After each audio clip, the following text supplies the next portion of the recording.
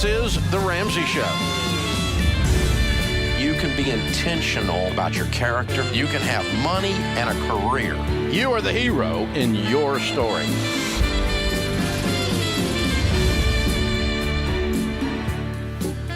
Live from the headquarters of Ramsey Solutions, broadcasting from the Dollar Car Rental Studios, it's The Ramsey Show, where debt is dumb, cash is king, and the paid-off home mortgage has taken the place of the BMW as the status symbol of choice.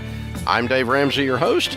Christy Wright, Ramsey personality, #1 best-selling author, is my co-host today as we talk about your life and your money. It's a free call, and some say the advice is worth exactly what you pay for it. The phone number, 888-825-5225. That's 888-825-5225. David is with us in Baton Rouge to start off this hour. Hi, David. How are you? Good, Dave. How are you? Better than I deserve. What's up? So me and my wife, we are running into a little bit of an issue. I actually teach your class to high school students. Awesome. Yes, and so I am really trying to follow you by the book, by the T. But what we're running into right now is I make $26.50 a month take-home pay. We have $11,000 in savings, and my wife just graduated with her master's in speech therapy in May. Wonderful. And she brought in $20,000 in student loans with that. Now, I know your step-by-step says to take $10,000 of our $11,000 and throw it towards the debt, but we are expecting in the next 2 weeks our first child. Good. Well, you're not working the baby steps then. You push pause on the baby steps. You don't push play. And until baby comes and mommy comes and home and everybody's healthy and everybody's okay. But yeah, you would not be paying down debt during the pregnancy. Okay. So yeah, we were planning on setting aside $10,000 into the separate savings account and attacking it fairly aggressively. But it's still there if we need it, and so we're not. Well, you won't need it once the baby comes home. If the baby comes home and mommy and baby are okay, why would you need to do that? Okay, yeah, that makes sense. But if everybody's not okay, you got the money right now. You know, you cover the emergency. That's what it's for right now. But if you're once they come home, and is she going on into speech therapy once 6 or 8 weeks or whatever from now? Yeah, we're playing that by ear. We're not sure exactly when she's going to start working, but I'm hoping in the next few months after the baby comes home that she's going to start getting into work. Is she going to work somewhere for a practice or a company, or is she going to do her own thing? No, she's going to be working for a practice. Okay. Good. Well, she already has lined up, and they're being very generous with when she can start. Oh, that's wonderful. Good. Well, she ought to make really good money with that degree, and that's a wonderful field, and both of you are in great fields. And so, if you want to hold it until she goes back to work, that's okay, But the bottom line is really having a baby that's healthy and everything's going okay becomes part of your budget then. Whether it's daycare or formula or diapers. And Christy, I mean, obviously I got the 7th grandbaby will be here any minute, and you've got little babes, little kids. So, the truth is that your budget doesn't, other than daycare, your budget does not change that substantially. Diapers, a little bit, formula, a little bit, but it's not like thousands of dollars a month out of your budget just because you had a baby. No, and what's interesting is after a couple months of living on this new budget with a baby, it gives you a sense of confidence of knowing that you can. I think it's the unknown that's scary, especially to new parents, going, oh my gosh, how much are diapers? How much is formula? How much is all this? Okay, give yourself a couple months, just like when you set your budget the first time, you were learning what this is like. It's going to be just like that. And sure, it'll change a little bit, especially if your wife goes back to work and daycare and all that. But you work it into the budget. You live the budget a few months and tweak it as necessary. And then before you know it, you're like, oh, this is just our new normal with our family of 3, which is great. And it's not as scary because it's no longer unknown. Yeah. And the little critters are not as expensive as everybody carries home. And I mean, they're expensive, but it doesn't break the bank. It's not like $200,000 a year or something. And Rachel Cruz talks about this, but you don't need all the things. The list of things you could get for the baby is infinite, and you will learn what you actually need and what you actually use and what you actually want, and then everything else you can let go. So it's just going to take a couple months to figure that out, and that's okay. Yeah. Good stuff, man. Congratulations. Yeah, congratulations. That's wonderful. That's awesome. For you. Christina is in El Paso. Hi, Christina. Welcome to the Ramsey Show. Hi, Dave. Thank you for taking my call. I really appreciate it. Sure. How can Christina and I help? Yes, so my question is, my 4-year-old twins are getting ready to start school, and I wanted to, get in a career to be able to help my husband out so we could get out of debt. And I wanted to know if it would be a good idea to invest in a career as a real estate agent in this market right now. Mm-hmm. What's drawing you to that? Well, I mean, I really want to be able to help out my husband. He's the only one working right now, and he's basically bringing home. Yeah, but why real estate? Real estate. Well, I was thinking it would be good money. And basically, I went to school for cosmetology when I was out of high school, and that didn't really bring in that much money, and we do have a lot of debt, and we're just trying to get out of it quick and, look into a brighter future soon. Mm-hmm. Mm-hmm. It's just we barely started our debt snowball, and we just want to, get out of it as quickly as possible. Christina, I hear that, and that's a noble thing to want. I will encourage you that there are a lot of career paths that can make good money, and you're going to need to want more than money to be really good at it and to stick with it for the long haul. So I think it goes back to Dave's question, why real estate? Is there anything else that draws you to that particular field other than money? Because it's going to need more than money to sustain you. Especially real estate can be hard, and there's some upfront costs and that kind of thing. So when you think about what you want to do, you work when other people are off. Yeah, weekends, nights. So think about what you want to do. Yes. Well, I did want to, focus in my career, but it's just that I recently got diagnosed with arthritis, and basically what I was doing was a nail technician, and that's just too much on my hands now. But I am interested in selling houses, and it looks like a bright future to me. Mm-hmm. But real estate's really hot right now. That's not in question. I mean, obviously you could get into the business. It's very difficult because there's not much inventory to make a quick sale. We're hearing multiple offers, and all the offers are over asking price, and so the few listings that are out there go rather quickly and rather competitively, which is tough for a brand new agent. But it can be done. I mean, you're going to have a few dry months. You're going to work for 2 months or 3 months or 4 months with no money coming in. And if you're prepared to do that, that's okay. It's a wonderful career. I've had my real estate license since I was 18 years old. I've not been practicing in the business, but other than as an investor in a long time. But you can do it if you want to do it. If you just think it's quick, easy money, it's not. It's not. It's not quick, and it's not easy. This is The Ramsey Show.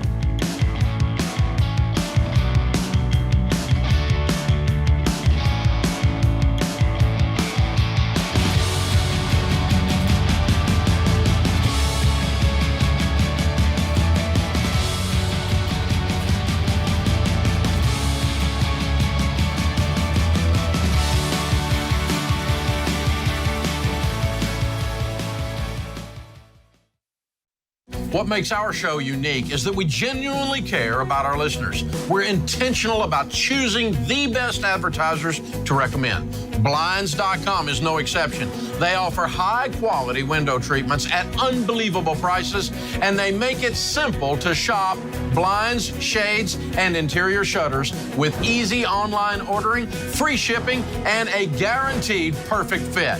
Go to Blinds.com and take advantage of this week's special savings.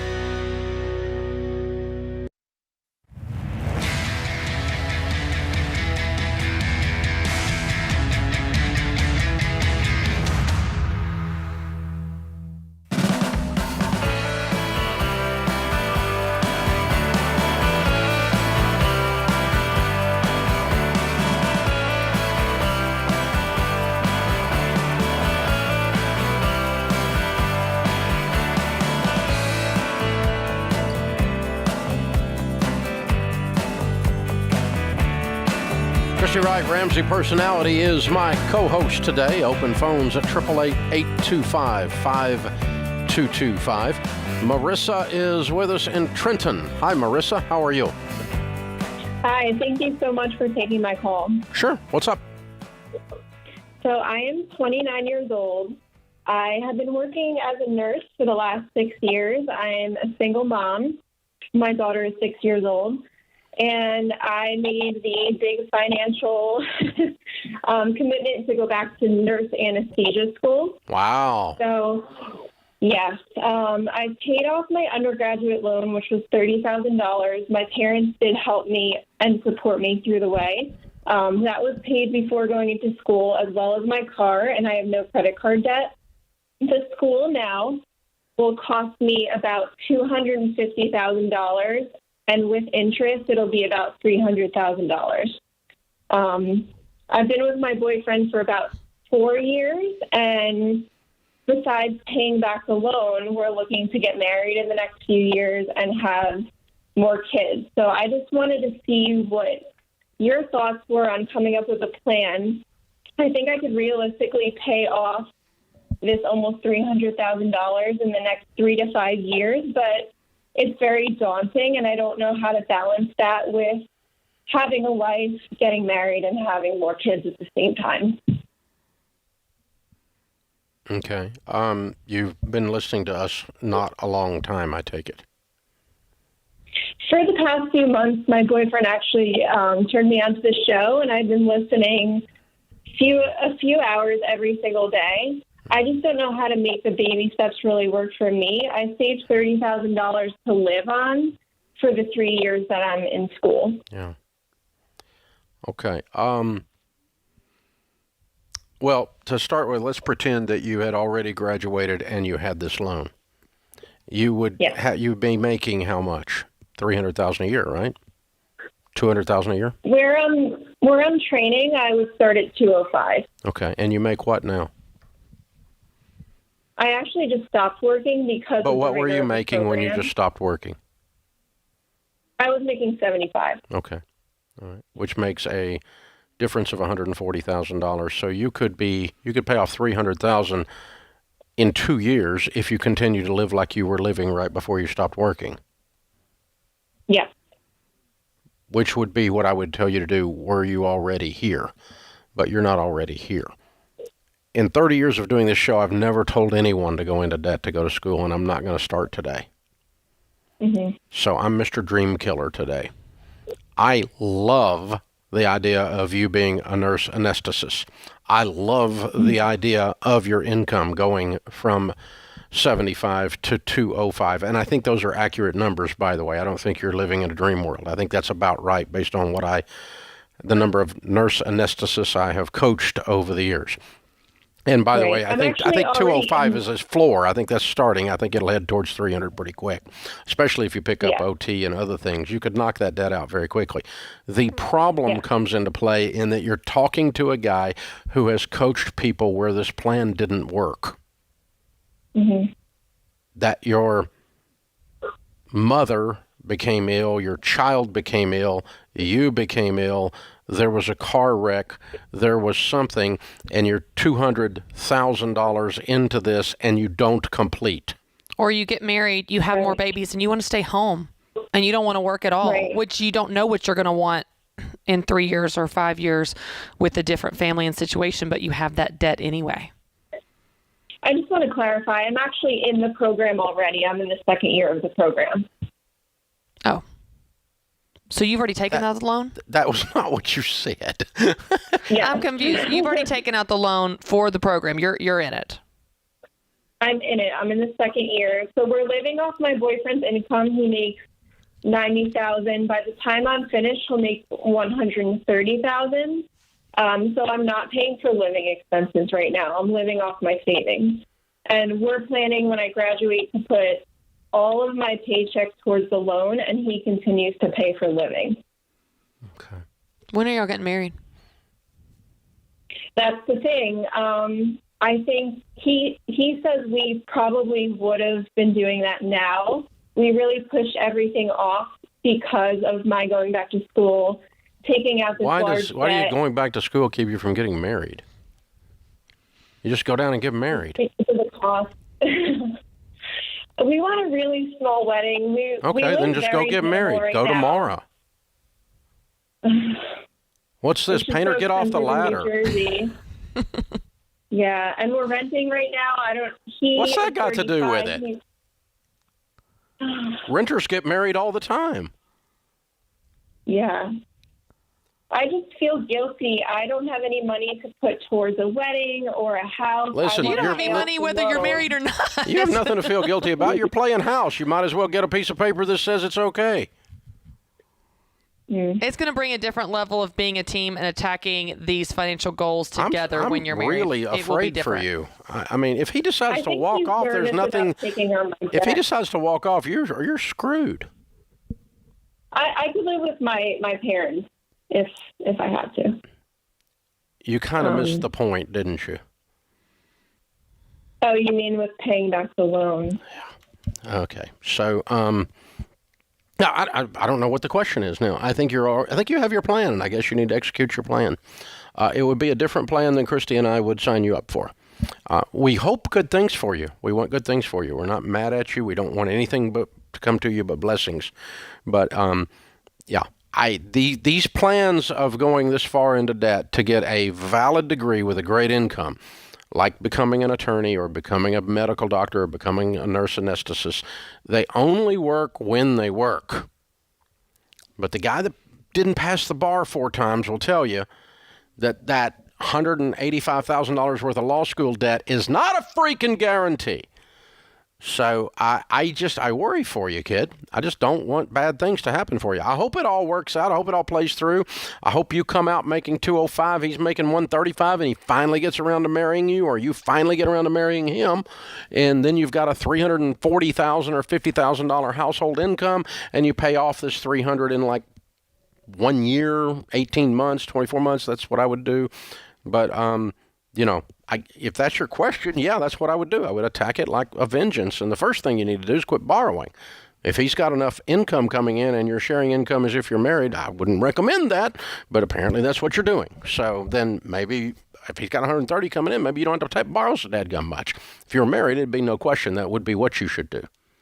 I'm not sure he should pay for his girlfriend's education, though. Matter of fact, I'm sure he shouldn't. Let me try that again. I've never told anybody to do that either. So, God, I get so confused with myself. You're like, what am I saying? What question are we answering? What have I committed to? What have I signed up for? How did we get here? Man, I'm just... Oh, okay. So, here's the deal. Let's backtrack a second because we have about a minute before the break. So, let's say you're out there and you're facing this exact dilemma. The mountainous amount of tuition to get an equal mountainous amount of income if it all works out perfectly. And sometimes it does, admittedly. But it doesn't always. We all have to admit that, and we can't act like it's 100%. Right. It's a lock. It's not a lock. Doesn't always happen. Maybe there's another way to get at this. Maybe you're working for a hospital company who wants you to commit to being their nurse anesthetist, which they're recruiting for and having trouble getting right now. And you promise to stay there 3 years. In return, they promise to pay your tuition. And you go ahead and lock down a contractual rate at which you're willing to work. That way you don't have any debt. So the ways around it, yeah. Or maybe you get a fellowship and you're working a fellowship at a med school and you're teaching grad classes and other things while you're doing this and you get through. Yep. Maybe you work overtime like crazy as a nurse and pile up lots and lots and lots of money and you pay cash for your education. But it takes you 3 years longer and you don't have all the risk. These are the things we would tell someone facing similar situations to do. This is The Ramsey Show.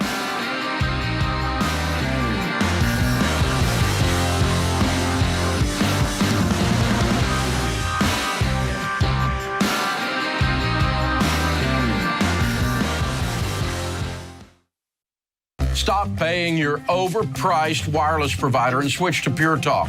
They use the same network as the larger providers for much less. For just $30 a month, get unlimited talk, text, and 6 gigs of data with no contract. The average family saves over $70 a month by switching to Pure Talk. Just go to puretalk.com and enter the promo code Ramsey to save 50% off your first month. Pure Talk, simply smarter wireless.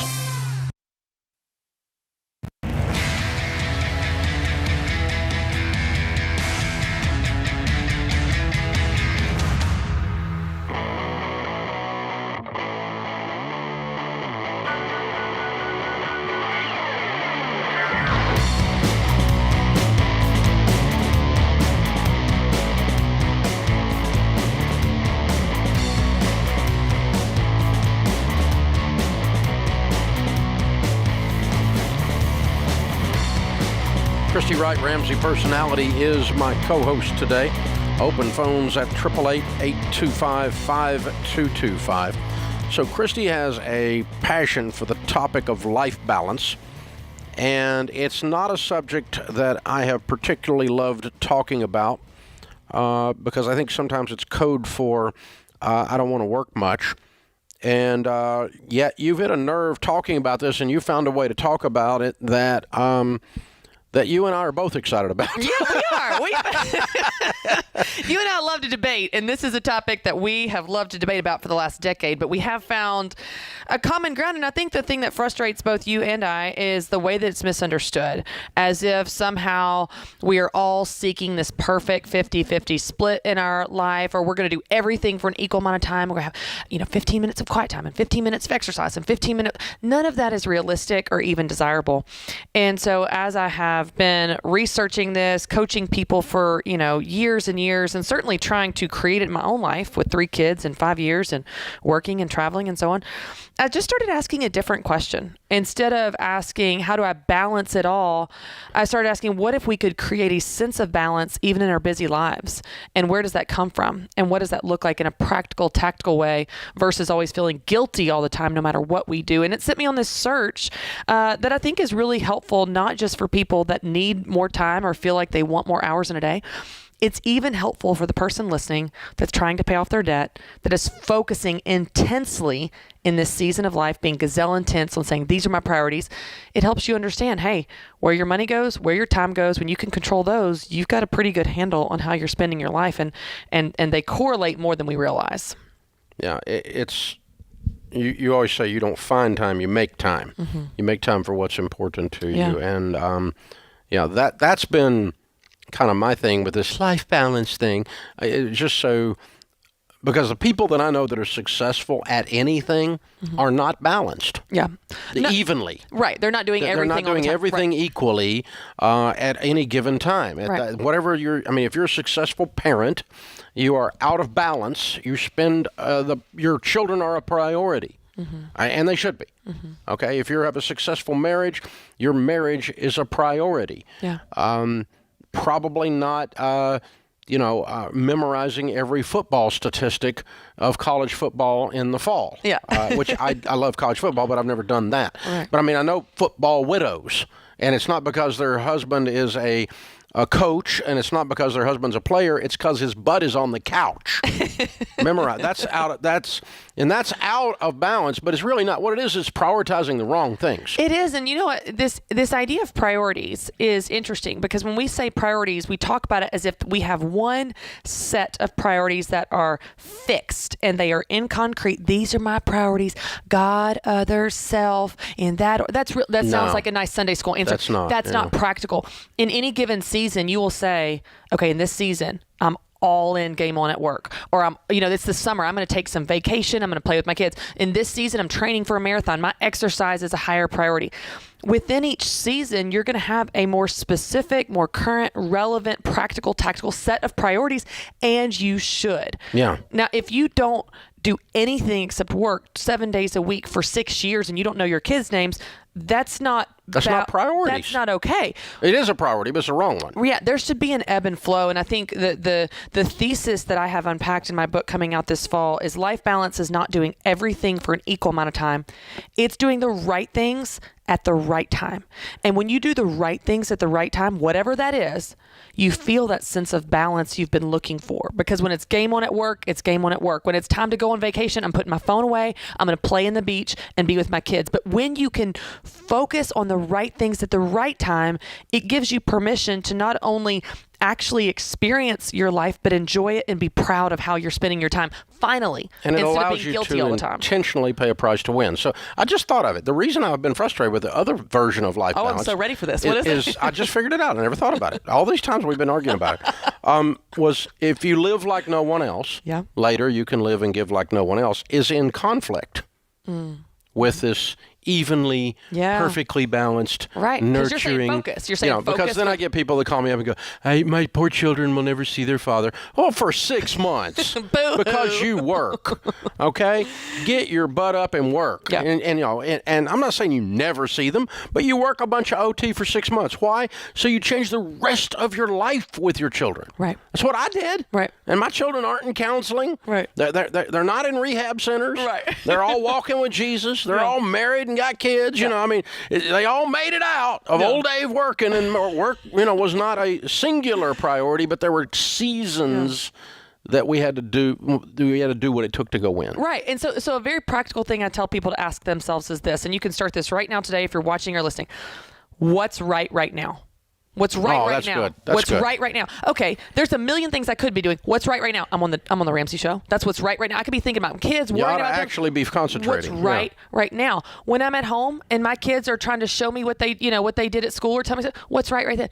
I'm going to focus on them. Mm-hmm. What's right now? And it gives you permission to not say, you don't have a lot going on. You always have a lot going on. What's right now? This thing, and I'm going to focus on this. I'm going to be present here. And then in any given season or week or day, as your priorities shift, you give yourself permission to shift and adapt and change them with the changing seasons. Yeah, my son just did one of these Spartan races, and he's got a new baby on the way. Yep. So his workout was really extreme. He goes, I'm getting this thing knocked out before baby comes. Because once baby comes, there's no sleep, and I know this because my sisters have babies, and so that's what he's saying, and so I've got to go. But that's right now. 4 months from now, that won't be right anymore. Right. Yeah, and he's got a whole different set of priorities. Right. And what's and should. Exactly. And what's interesting is when you have things you want to do with your money or your time, this is so in alignment with what we teach about money, but when you have things you want to do, but it's not right now, it helps you let go of that temporarily because you're not saying, oh, that dream has died forever. Nursing. Let's go back to nurse anesthetist. It's not, oh, that's not never.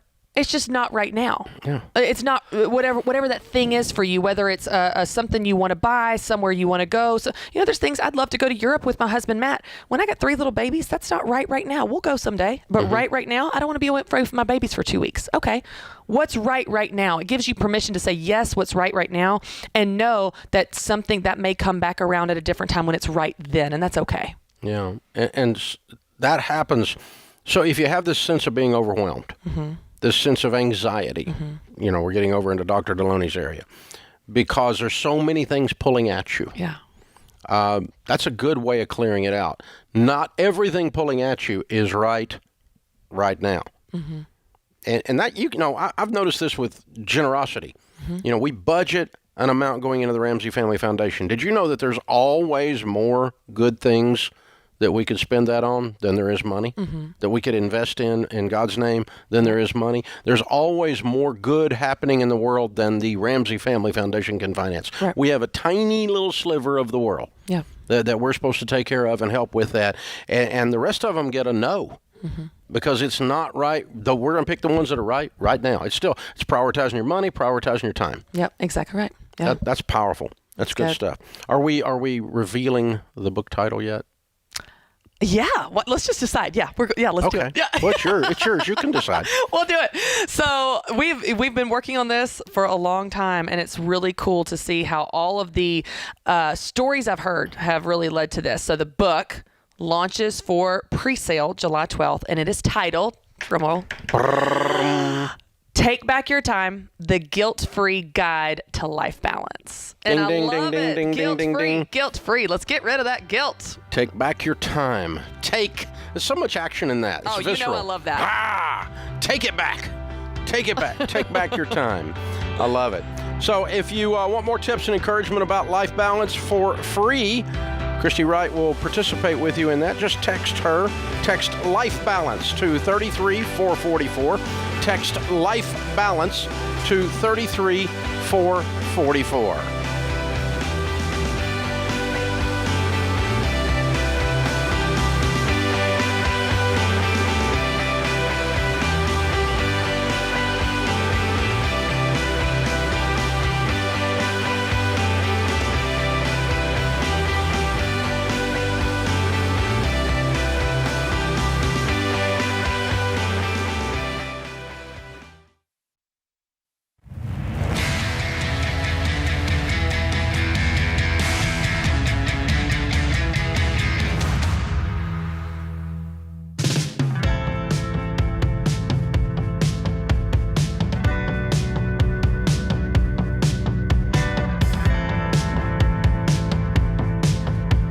Christy Wright, Ramsey Personality, is my co-host today. Open phones at 888-825-5225. Dan is in Iowa City, Iowa. Hi, Dan. How are you?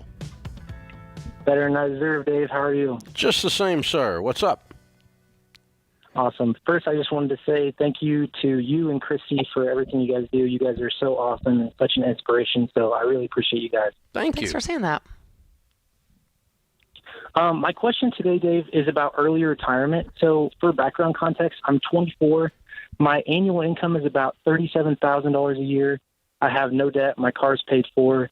And I heard you say, a couple of times that before you get married, when you buy a house and then you get married, you realize you bought the wrong house. Yeah. So I don't know when I'm getting married, but I wanted to call in and see, what would you prioritize in my situation? Would you prioritize early retirement if the goal was reachable in, say, 5 years? Or would you put the money in a mutual fund towards a sizable down payment, or preferably a cash purchase on a home, a small home? Okay, let's go back a second, because you're 24 and early retirement is in 5 years. So you're from 29 years old on for the rest of your life. What are you going to do? I would like to start my own company. I want to do something in e-commerce that sort of is my ministry tool. I'm a part-time photographer, outdoor photographer, and a lot of my friends, 98% of my friends, love the outdoors. Okay, so by retirement, you don't mean go fishing.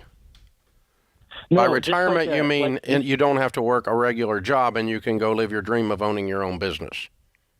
Yeah, exactly. Just financial freedom and just supplemental income from investments. Gotcha. Okay. All right, good. Well, I think you can start making moves towards that now. I don't think that requires that you be financially independent. A lot of people don't. Right. As a matter of fact, it might be your shortest path to financial independence. Because if you got your business up and running, you might make more than $37,000. That's true. Yeah. What made me ask the question, Dave, is because I listen every day and have for about a year now, and I'm on baby step. I guess you'd say 4. So I've been investing 15%, but wanted to know okay, what do I prioritize? Because my expenses are so low. Yeah. So rent aside, my yearly expenses, Dave, are only $2,000 a year. That's wonderful. Just with my only bills are car insurance, phone. And my so you're living at home. That's really it. No, so I move around a lot, so my rent is kind of hard to say what it is for a full year, but it's usually between $350 and $450, and so I'm that's more than $2,000 a year. Yeah, I just wanted to do retirement just so I could basically set up early retirement so that when I'm in the place where I don't have a rent or a mortgage payment, I would be able to focus on that. Okay, let's change the word from retirement to you just want to build some wealth. Okay? Sure. And sure. So I think you can begin to work on your new idea for your business as a side hustle. Don't you, Christy? Yeah. Sure. Start that now. You're going to learn a lot in the process. You don't have to wait till some magic 5 years from now or certain income to be able to do it. Start now and learn about what you want to do and what the market needs. Yeah. Let's get that going, and let's start that and get your income up. And when the income gets close to what you make now, go ahead and start working and living your dream. Don't wait until you have a pile of money to go live your dream. It's not necessary. Sure. I haven't. I started 2 businesses, both of which were very successful, one of which failed later, my real estate business, but I started both of them with literally nothing. And got started. So you can do that now and ease into this and organically you can take all the money you make in the business, pour it back into the business, and just live off of your day job, and that's fine until you get the thing up and running. So if that's working, then that doesn't require any investing. Then we can say, let's redirect all your cash towards paying cash for your first house. And that's probably what I would do at that point. I would just go that direction. So, because, and then if you do buy a house and it's the wrong one, you can sell it and buy another one. If you get married, all that kind of, that joke and all that stuff that we talk about, but it's joke based in fact. But, but yeah, that's, I don't think that you need $500,000 and a paid-for house in order to start your business. What's interesting is, he's young asking this question, and it's actually similar to what we were just talking about before the break, where your priorities change. And when you're young and you have a small sense of what you want to do, but you can't predict the future, none of us can, you can say, okay, what do I want to do based on what I know today? Based on what I know today is I want to build wealth, I want to start a business, let's start it on the side. I'd like to get married, but I'm not dating anybody. I'd like to buy a house, but I don't have the money yet. So let's just do what we can do today with what we know today, with what we have today. That's what and then if your plans that phrase change, you said earlier, what's right now? Right. And then in 3 years, 5 years, get married, buy a house. What's right then? Good. Robert's in San Antonio. Hey, Robert, how are you? Hey, Dave, doing great. How are you? Better than I deserve. What's up? That's what I thought. Hey, listen, I've got a business decision I've got to make.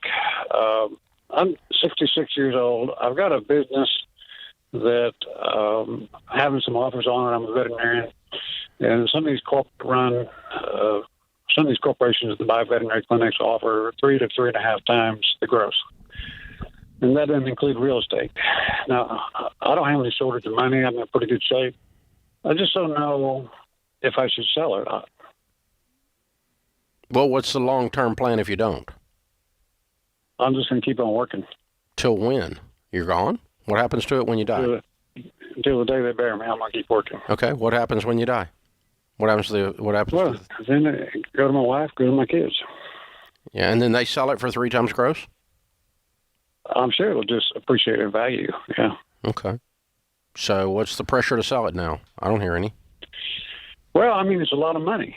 And sometimes I get locked into just my life and working and all my hobbies and things, and I don't look, and that's why I need a different perspective. Yeah. Well, I will, it sounds to me like you would have some joy stolen from you if you weren't working down there. Oh, yeah. That's what's hard. Hand, go ahead. Go ahead. You go ahead. Well, the hard part, Robert, is sometimes people call in, and this is a similar question where you can do either, but we can't tell you what you want. And it's kind of comes down to, what do you want? You're 66 years old. What do you want? Mm-hmm. I think you want to work it another 10 years anyway. That's what I think, just listening to you. I want to keep working, and the thing is, if I sold the dang thing, I'd have to work for the corporation for at least 2 years. No, thank you. You don't want to do that. No, thank you. You've done this to yourself too long. This is your baby. Let me tell you, here's what I would do before you make the decision. I think this will answer your question. Order a book when you hang up. You can jump on Amazon or whatever, from Simon Sinek. The book is called Infinite Game. What you're being tempted by is a finite game, and putting closure on this and turning the key. And the infinite game is you just keep playing. And that's the temptation that's in front of you. And there's something in our culture that says if you don't take the cash off the table while the hand is hot, that you've done something wrong. And I've got good friends. I have a good friend that sold his business for $400 million. And the last time I was with him, he cried. He hates his life. He works for this publicly traded company now, and he said, I hate my life. I would give them an extra $50 million on top of the $400 million if I could buy the thing back and let me have my soul back. That was his comment. And I kind of think I'm hearing a little bit of that in your discussion. I got a question, Dave, about the terms of something like this, because is it always the case where, in Robert's case or your friend's case, where you have to work in the business, or can you sell it and walk? You could sell it and walk, but they probably want him to stay a while because you're probably a big part of the secret sauce of that one. Yeah. Oh yeah, I'm part of the recipe. Yeah. So they, You are the recipe. offer you less. Yeah. I think you're not going to be wanting to work for a corporation. I'm just listening to you. Yeah. I'm not telling you what I would do. I know what I would do. I wouldn't work for them. But, and so I do think you need a long-term handoff that's better than tossing the keys as you fall back into the grave. That's not a good handoff. But I don't know that you're ready to sell it and work for a corporation for 10 more years either. So somewhere in between there is probably a better plan, a hybrid. But read that book, Infinite Game, by my friend Simon. I think you'll like it. This is James Childs, producer of The Ramsey Show. You can listen to all our shows with the Ramsey Network app on your smartphone. Browse by topic or even send clips to your friends. Download the Ramsey Network app in your favorite app store today.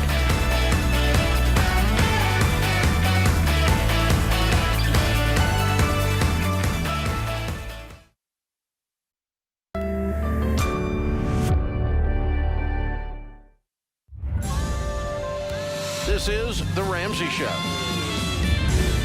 You can be intentional about your character. You can have money and a career. You are the hero in your story.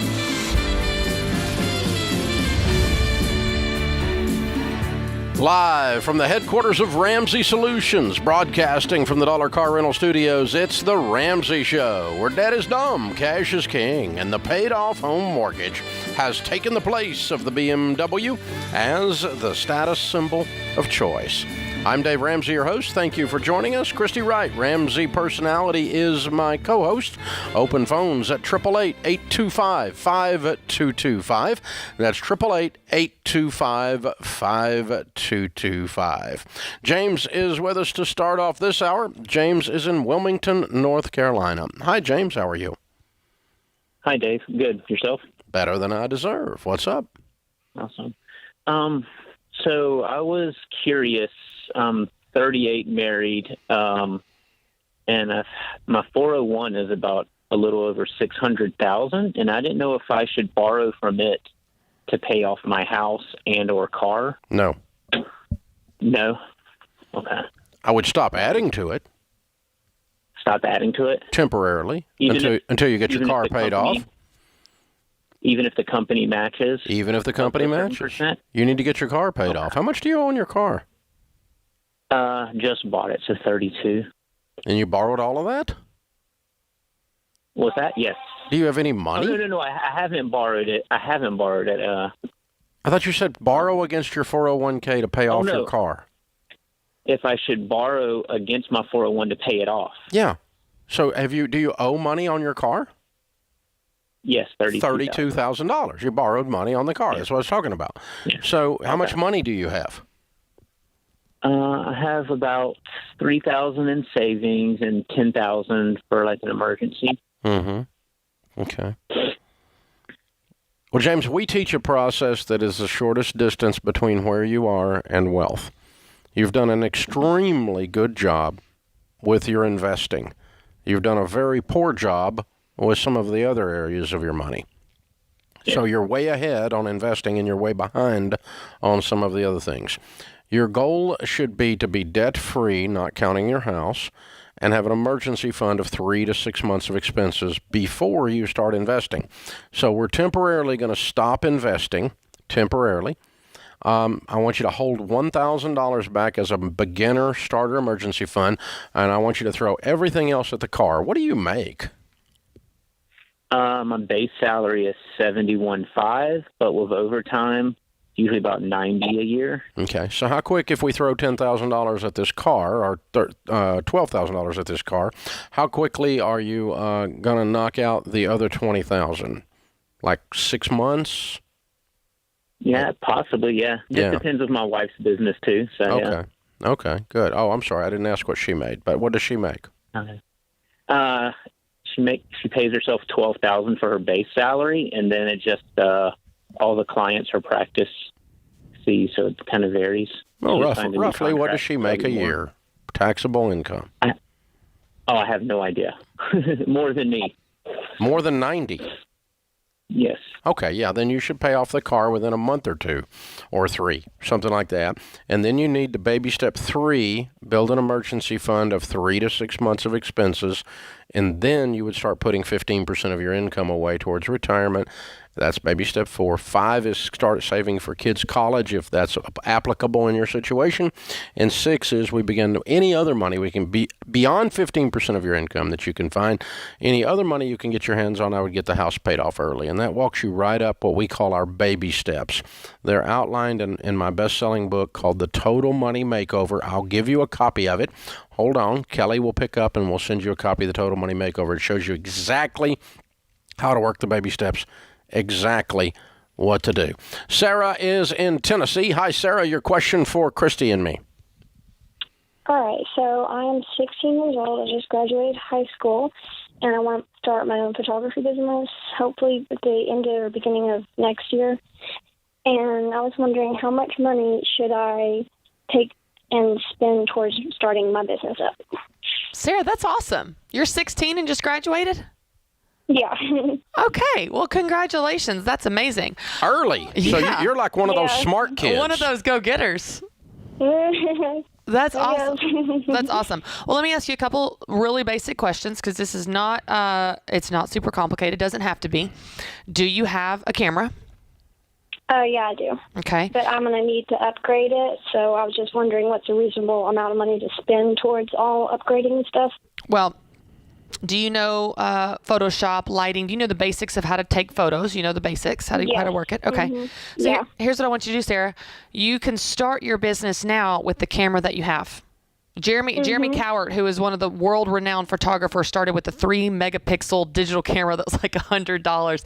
You can start with what you have and use the cash that you get from these photo sessions to save for a better camera. But you don't need to have that upfront cost to get your business started. Because you have a camera that works and you know how to use it, you can use that now and then just set aside a percentage of your money. You decide what that is. You probably don't have any expenses, except most of it if you want, and save up and get you a better camera. But I don't want you to feel like you have to wait to have a better camera to start. You can start right now with what you have.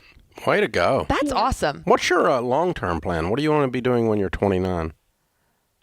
Photography, hopefully. Okay, so full-time. you're just going to continue to build this business and study photography and build it and study photography and build it. Yeah. Good for you. Hey, Sarah, I would love to send you a copy of my book, Business Boutique. It's a real easy read. You can even skip around if you don't want to read the whole thing. But one of the things I talk about there in the book that's super important for you is word of mouth marketing, because a photography business is a referral-based business. People want to get photos from someone that took their friend's photos and did a good job. So stay on the line, and Kelly can send you a copy of my book, and you can learn a little bit about how to incentivize that, activate your customers to talk about your business for you to get even more clients to grow your business. But well done. That's awesome. That's really, really cool. 16. She graduated from high school a year and a half early. It doesn't have to be an easy read. She can handle it. She's going to make this thing fly. She can handle your book. She can handle any book I wrote. She can handle it. She's going to make it fly. This one's going to be okay. She's driven. So, yeah. Sarah, the only other thing I would add is just be a continual learner, because I can promise you in the last 10 years, the photography world has changed to the technology world.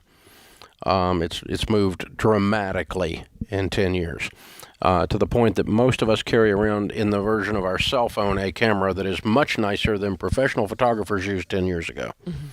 And the little 3-eyed iPhone is a beast of a camera. Mm-hmm. And so is the Google phones and all these things, the cameras that these things have in them are ridiculous. So stay on top of the technology, stay on top of photography, continue to take classes, be an apprentice, to read, shadow people, to grow, hang out with in photography groups where you can learn, and that's just amazing. Jeremy started with a 3-megapixel. Yep. I did not know years, that story. like a long time. Yeah. Well, I knew he was cheap, but oh my gosh, now, he's a friend of ours. He's a wonderful guy. Yep. That's just too funny. I did not know that part of his story though. That's amazing. This is The Ramsey Show.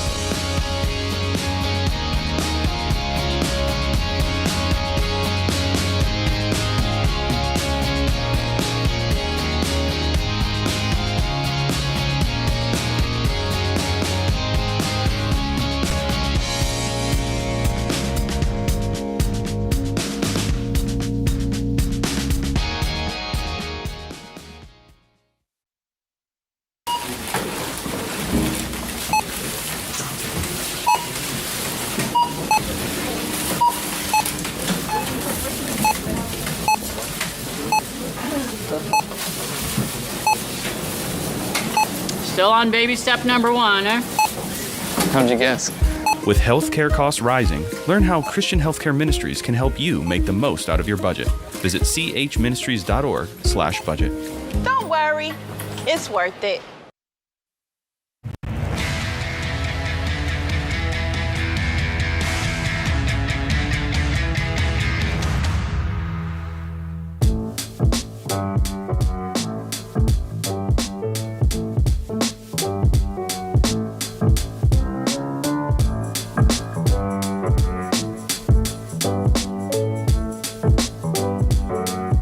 Christy Wright, Ramsey Personality, is my co-host today. I'm Dave Ramsey. This is The Ramsey Show. Our question of the day comes from Blinds.com. They have a 100% satisfaction guarantee. I love this guarantee. I love this company. These are great guys. It means even if you mismeasure, if you mess up, if you pick the wrong color, they'll remake your window blind for free. Wow.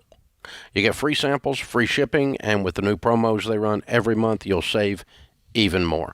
Use the promo code Ramsey to get the best possible deal. Today's question comes from Karen in Montana. I work from home full-time and will be selling my car to pay down debt. We will be a one-car household for about 6 months until we can pay cash for a replacement. We are currently in a rural part of Montana due to my fiance traveling for work, and there are no towns within walking distance. What are some side hustles I can do remotely? Ooh. I like this question. I'll tell you, my answer for Karen is really for any of you that are listening right now and you want some extra money to pay down debt or reach your financial goals. My advice is to start with what you have: your skills, your strengths, and your stuff. Your skills would be your education, your experience, credentials, certifications, anything you know and are trained to do, that knowledge that you have. Your strengths are maybe things you're just really good at, but you've never been officially trained in it. So, man, you're a really great singer. You could be a vocal coach, or you're a really great painter. You could paint, sell paintings on Etsy, whatever that looks like. And then your stuff. Do you have a computer? You can write, a sewing machine, you can sew, a swimming pool, you can teach some lessons. When you start with what you have, you make it so much easier on yourself to win and make money faster. So my advice to you, Karen, in Montana, even though it is a rural part of Montana, if you start with what you have and you structure your business online, whether that's online selling products and services through Etsy or social media or a different platform, or online through service-based business, coaching, consulting, something like that, you can make money from home and you're not limited to a specific retail storefront. You're not limited to foot traffic, that type of thing. It just opens up options for you. Start with what you have, your skills, your strengths, your stuff, and that will give you direction on what a business idea that would be good for you in your specific situation. My friend Dan Miller, who wrote a best-selling book many years ago called 48 Days to the Work You Love, he always said, gather a bouquet of flowers from those that are within reach. Start with what you have, is what you're saying. And that makes a lot of sense. I'm amazed that the number of people that play the piano well and forget they can give piano lessons, or that, instead we have to go reinvent the moon somewhere.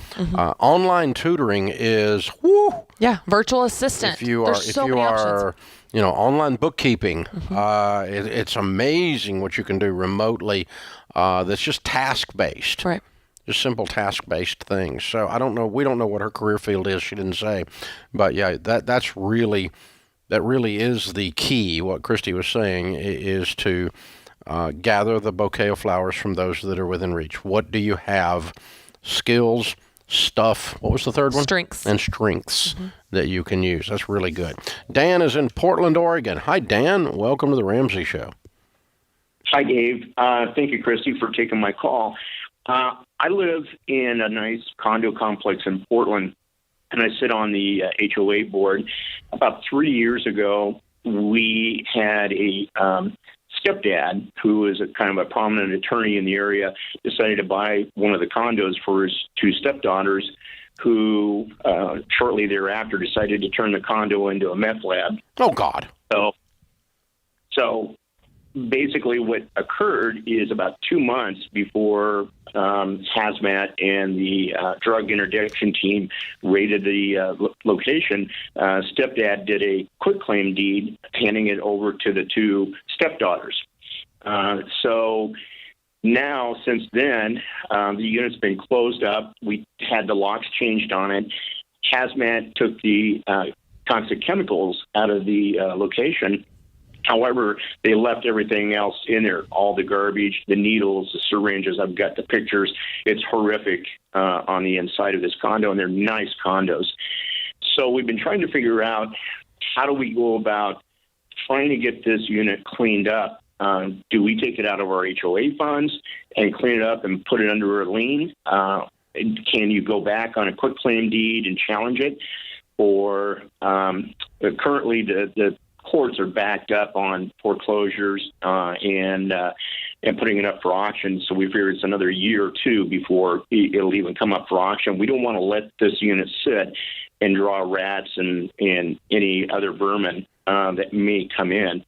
It's about $10,000 owned in the property taxes, $6,000 in the HOA fees that we have a lien on, but we can't get the state or the city to come in and clean it up. So, do you have any idea what's owed on the condo? The stepdaddy paid cash for it. Okay, and the two brats are in jail? Not to be found. They're gone. Where are they? I mean, we need to find them. Nobody knows. Nobody knows. We've had our attorney try to locate them and can't be found. So have we talked to stepdad? We have not talked to stepdad because he did the quitclaim deed. That's why I'm asking. No, I'm just trying to find them. I just want to make them an offer and buy the condo. So if we could go to them and say we'll buy it for $20,000. Yeah, we'll give you money. And then, and you'd have to get I don't know if the condo association is authorized to do that with condo fees. I doubt it. You're not exactly authorized to, you're a nonprofit. You're not authorized to do investing on behalf of the HOA. Right. But dude. You got to do something. What's a condo worth if it didn't have all this crap going on? So I bought my condo 3 years ago for $225, and now they're going for over $300. So scratch around, find somebody's got $40,000, and find these brats and offer them $40,000, and then let the investor clean the mess up.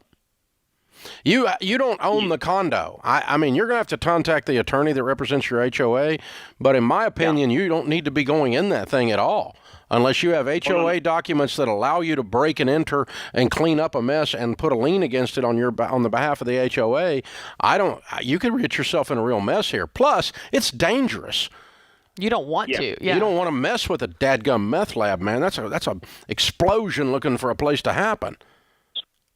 Exactly. And even though they took the toxic chemicals out, they left all the garbage and everything that they Let me tell you, if they baked meth in there, the toxic chemicals are not gone. They're in the wall. Right. You're going to have to strip that thing down. Somebody's going to strip that thing down to the studs. If it was a house out in the country, we would throw dynamite in the middle of it and call the fire department and let them practice on it. Right. It's a disaster to get that mess out of there. The fumes go into everything. It's baked into the walls now. It's a problem, man. Yeah. But if you can buy it for $50,000, you spend another $100 on it, you're still in there way under as an investor if you know how to do the recidivism work on the thing, or the that's not what it's called. But anyway, clean the mess up. No, and I'm talking about the baked-in mess. It's like, man, it's almost as bad as cat smell. I mean, it's almost impossible to get it out of there. So, wow. I would hesitate to start acting on behalf of the HOA without legal counsel. Right. And we're trying to figure this out. How do we get this thing cleaned up rather than let it set for 2 months? Yeah, I think you ask your lawyer about that. But in the meantime, on a practical level, if you can get the ownership transferred and get an investor to come in and clean the mess and do the full hazmat strip down on a meth lab, good God. And, these people die because the whole house explodes sometimes. Is there liability on the condos on either side? It's potential. I mean, the HOA, the HOA would have structural insurance on all the condos. Yeah. But yeah, it's a problem. Yeah. So I would be looking for the brats and offer them some money with an investor in tow, and let that investor come in and clean the mess up.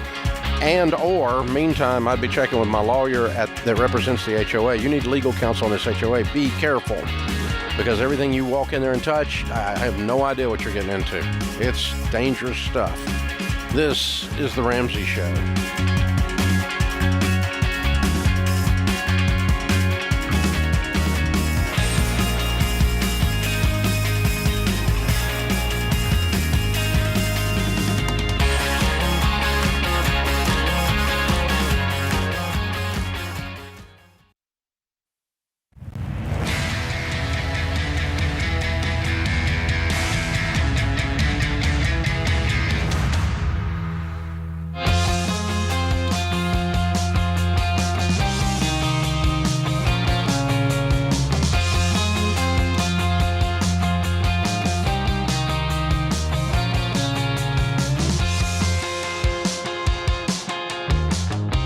Christy Wright, Ramsey Personality, is my co-host today. Corey is on the line in Fargo, North Dakota. Says on my screen, Corey, you're debt-free. Way to go. Thank you, Dave. It's an honor to talk to you. You too. How much did you pay off? $55,000. Awesome. 5.5 or 6.5? 55. 55,000. And how long did that take? 16 months. Good for you. And your range of income during that time? $55,000 a year.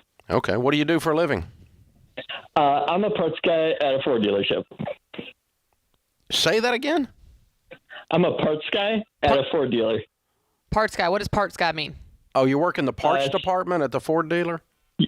Yep. Oh, okay. Okay. Parts advisor. That's okay. Good for you, man. Your phone's kind of breaking up. We're having trouble hearing you, but that's okay. Good for you, man. Sorry about that. So what kind of debt was the $55,000? Everything, Dave. It was a truck loan, credit card, medical debt, like you name it, student loans. Good for you. Wow. So how old are you? I'm 31. Okay. You're single? Now I am. Okay. All right. So you had all this debt and you're 31 years old, and 16 months ago, what happened that inspired you to get out of debt?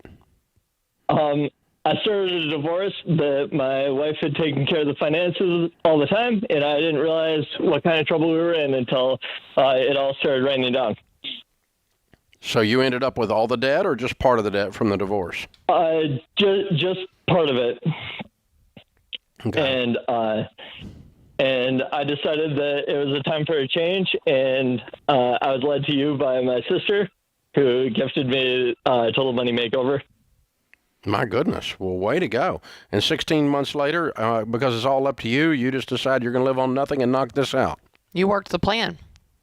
Yeah, I worked your plan. I sold my truck, bought something with cash, and just got to it. Found everything I could get rid of, got rid of it, and yeah, it truly changes your life. Yeah. Way to go. I'm so proud of you. How much did you sell the truck for? I ended up with $8,000 in equity that I just bought a new truck with. It was $26,000. It was a 2016 F-150. It was my dream truck. I was going to say, did you cry a little when that one left? That was emotionally like the hardest thing to do, because as a guy, your truck is your identity. Yeah. Well, and you're at a Ford dealer, and you're in Fargo, North Dakota. I mean, there's a lot going on here. There's a lot working against you there. Yeah. Way to go, man. I'm proud of you. That was very brave. Yeah. Very brave.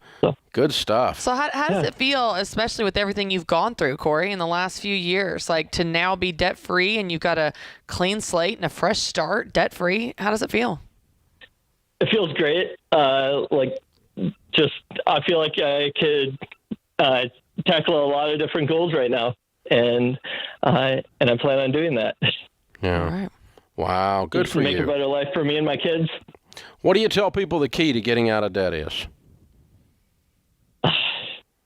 Just don't let your emotions get in your way, and make a plan and stick to it. Will you ever go back in debt now? No. No, I won't. All right. Well, way to go, Corey. Very, very proud of you. Congratulations. I'm sorry you went through all this trouble at home with the divorce and the whole process, but I'm very proud that you cleaned this mess up and you've got yourself a clean slate to start forward with. You can save up and move back up in truck as you go along. You're going to be just fine. You're going to make a lot of money in your life. Very, very proud of you. I've got a copy of The Legacy Journey for you to say congratulations. That's your next chapter in your story to completely reset your legacy. And then, of course, another copy of the Total Money Makeover for you to give to someone like someone gave it to you. And you can pay it forward because other people are going to be asking you, how'd you do that, right? So good stuff, man.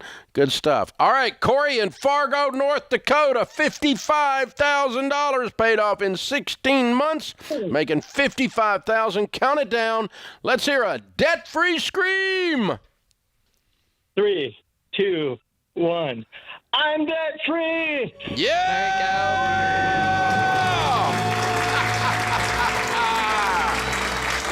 Way to go, dude. Excellent job. Very, very well done. Very well done. Lee is with us in Ohio. Hi, Lee. Welcome to the Ramsey Show. Hi. Hi. I just have a quick question about refinancing our house. Okay. We are currently on an FHA 30-year with 5.25%.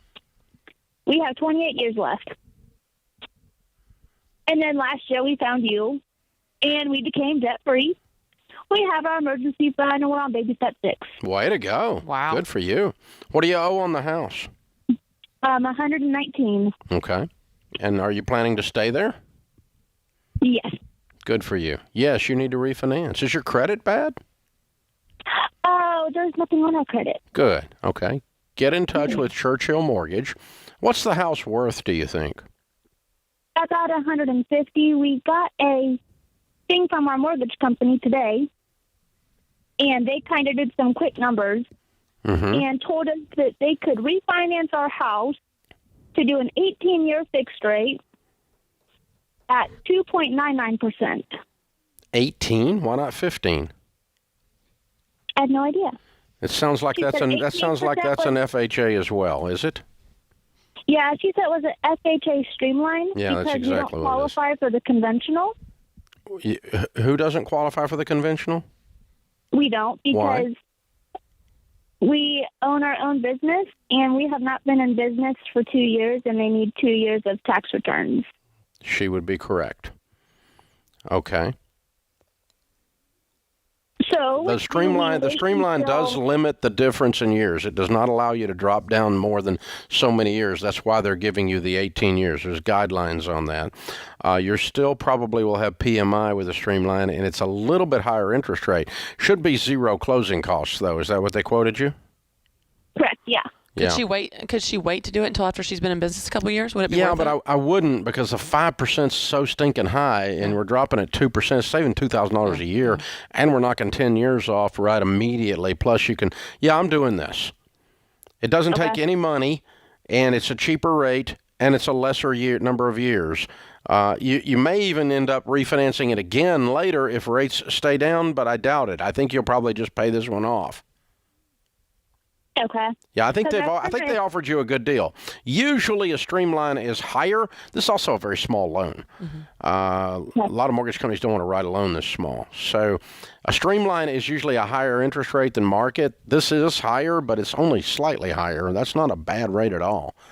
Yeah, I'm taking that deal if I'm in your shoes. No closing costs. And, you immediately are saving 2.25%, and you're dropping down 10 years, and you can pay early on it. There's nothing that keeps you from doing that. The only downside is you're probably still going to have the MIP on it, the mortgage insurance premium. So I think that's still going to be with you. Wow, that's a good deal. Yeah. So the streamline is FHA to FHA. It's an FHA program. It's not really that allows mortgage companies to do this.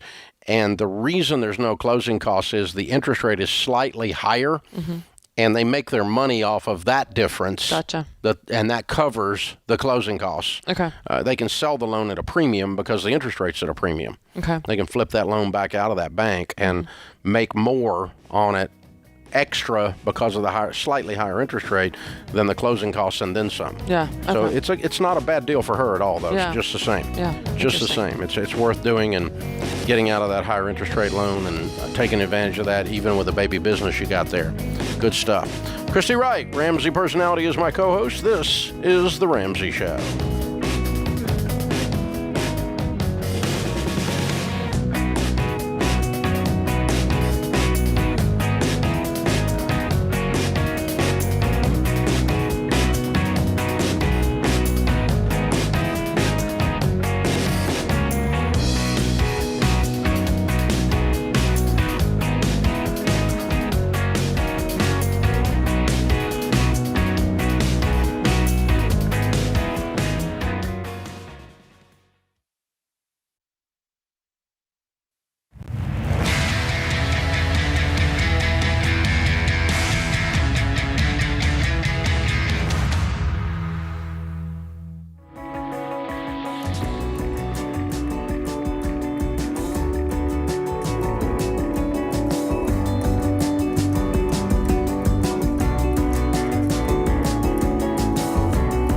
Well, if you've been paying attention to the real estate market, you've noticed competition between buyers out there. It's pretty intense.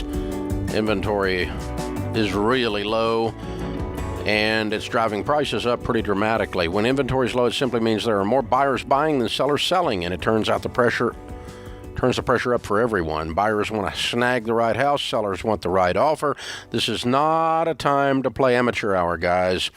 Low inventory is a big deal, and to win in this market, you need a pro by your side. That's why we find, vet, and endorse top real estate agents across the country called endorsed local providers to help you buy or sell.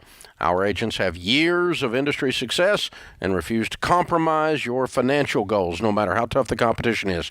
They're going to keep you in line with common sense. You can instantly connect with an endorsed local provider in your area. Go to RamseySolutions.com/agent. You can find a Ramsey trusted agent near you. RamseySolutions.com/agent. Tracy is with us in Memphis. Hi, Tracy. How are you? Hi, Dave. I'm doing well. How are you? Better than I deserve. What's up? My husband and I have a rental property in South Carolina that we would like to sell. It currently has renters in it. Their lease is up in December. And our property manager is telling us that due to COVID, the renters do not have to let anyone into the home. So for a personal health issue, they have decided they don't want anyone in the house, not even to take pictures so we can post it online. So my husband and I were thinking about talking to some of these investment groups that keep calling and want to buy our house, but we were hoping to get some wisdom on that situation before we started it, because we haven't done this.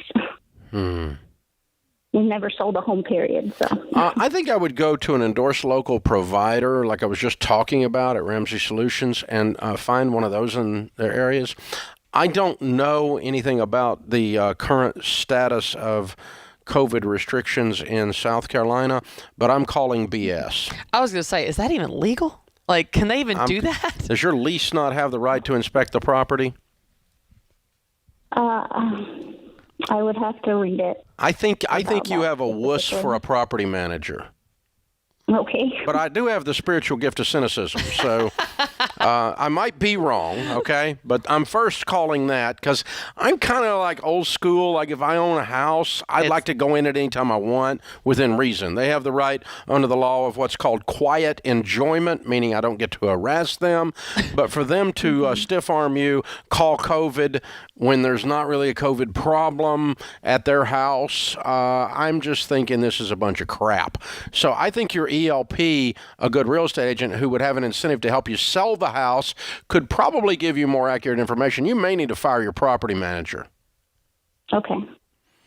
That would make me frustrated. Yeah, I'm approaching angry. Yeah, approaching angry. You're a little more gentle this hour. You know, well, I mean, angry. it would. I'm just trying to think. I mean, I wouldn't.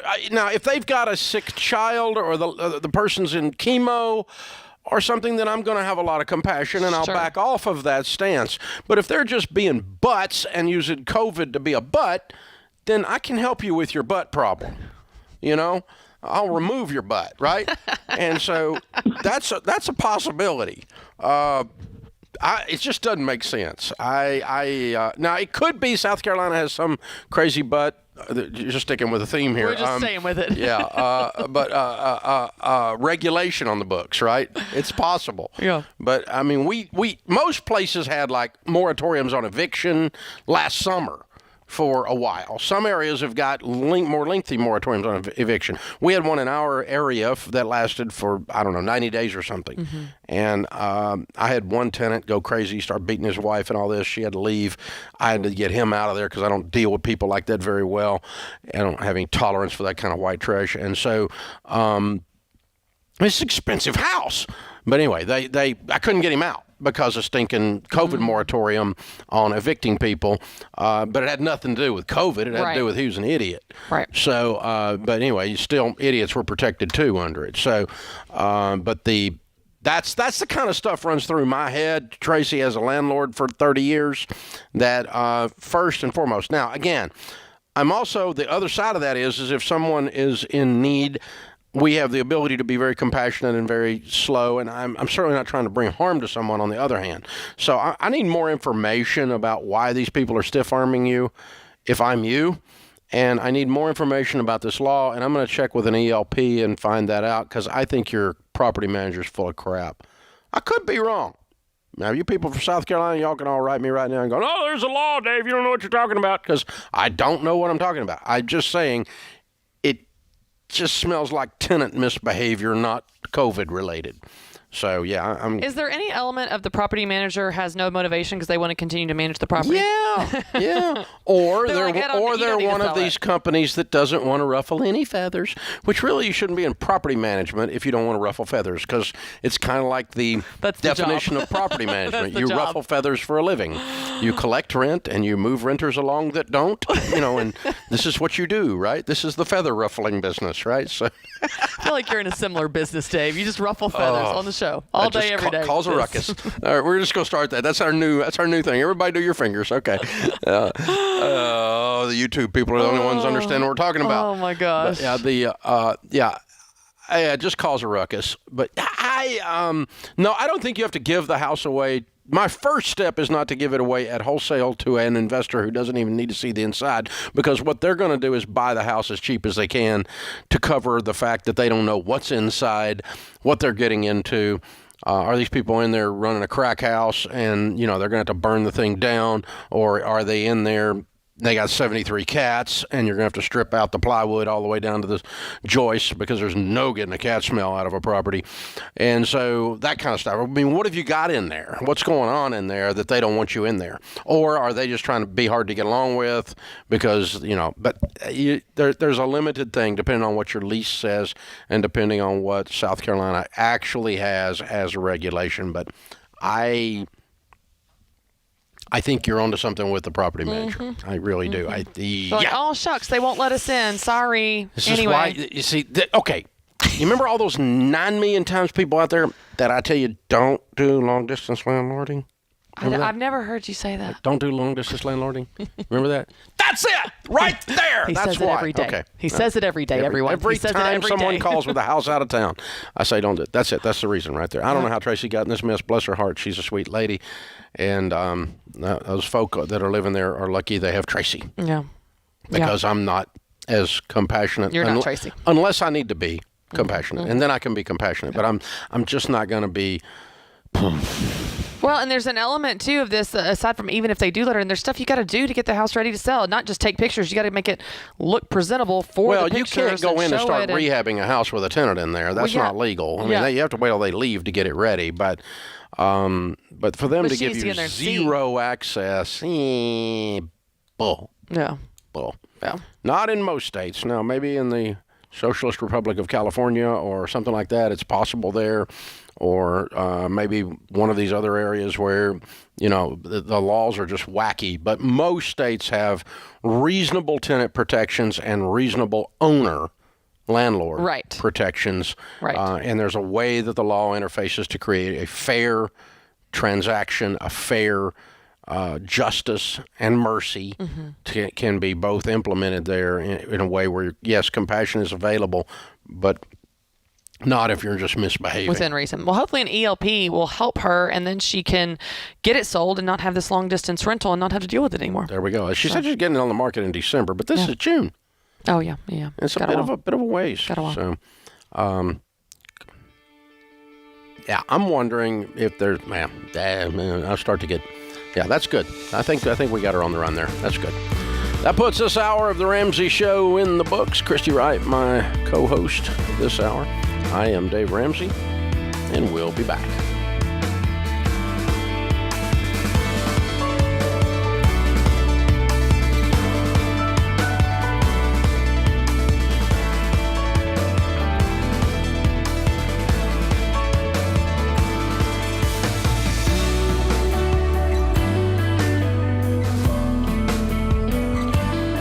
It's Kelly, associate producer for The Ramsey Show. This episode is over, but if you heard about an event, product, or service and didn't have a chance to write it down, don't worry. We list everything you've heard about during this episode in the podcast show notes section or head to theramseyshow.com. Thanks for listening.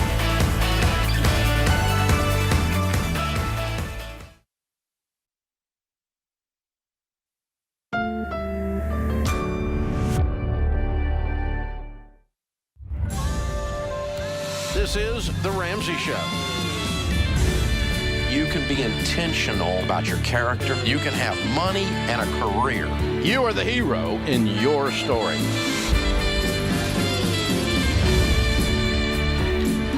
Live from the headquarters of Ramsey Solutions, broadcasting from the Dollar Car Rental Studios, it's The Ramsey Show, where debt is dumb, cash is king, and the paid-off home mortgage has taken the place of the BMW as the status symbol of choice. I'm Dave Ramsey, your host. Christy Wright, Ramsey personality, #1 best-selling author of the book Business Boutique, is my co-host today. Open phones at 888-825-5225. Ashley is in Sacramento to start off this hour. Hi, Ashley. How are you? Hi, I'm good. So, Dave, I've become a single mom, and I have a CarMax vehicle appraisal for $45,000, and I'm still in a divorce process, and so I owe my husband half, and that leaves me $22,500 to spend on a used car. Of course, I'm not going to use that whole amount, and I need help making a decision whether to sell it through Tread privately or trade in at CarMax, or I don't know, anything you can think of to help me to make it easier would be great. And I do have young kids, so a sedan might not work, I think. Is the car paid off? Yes, it's paid off. Okay. What other assets are being divvied up in the divorce? We have mutual funds, and we have the house sales proceeds. How much? And whatever's in the bank. Well, the calculation came to I think I get like $12,000 after everything else. $12,000 your part from the sale of the house? Yes. What about the mutual funds? He went and divided out of $66,000. He decided to transfer about $33,000 to Charles Schwab account for me, but it's still a joint account, so that's still being to be determined. How I don't know. Okay, but I don't know. So is the divorce decree final, or are you guys still Not yet. You're still in mediation and negotiation? Exactly, the financial part of it, anyways. Yes. Is what is in negotiation? Yeah, it's still in negotiation. It's been over a year, which I don't know why it's taking so long. So why do you need to sell the car now? That's what I want your advice on, because it's paid off, and I just it's expensive for me to maintain. To get oil change is like $100, I do get one more free oil change. It's a fairly new car. But I don't think I should rush into trading it in. I think, did you say you're working? Have you got a career? I've been a stay-at-home mom for 6 and a half years. So, and I recently got a Instacart job and to do on the side when my husband had the kid. And I also do Uber and Lyft and GoPuff and you name it. For now, it's temporary. What's your long-term plan on your career? I know I don't want to go into school debt, but then I'm starting to wonder if I go to trade school or something, become a surgical tech. That I don't know if I should do that because I have such young kids. I have to find a stable babysitting, and I've been working on that. What did you do before you had kids? Did you work? I did some computer work, and I did like iPhone repairs and just network. Like computer network, but I had not done that for a long time. It's that I wanted to sort of steer away from that, but I'm going back and forth whether I should just go back to that. What I used to do. Well, what you used to do doesn't exist anymore. It's 5 years ago. There's no such thing anymore. Technology moves faster than that. I'm not saying you shouldn't go back into technology, but what you used to do is not there. Well, so go ahead.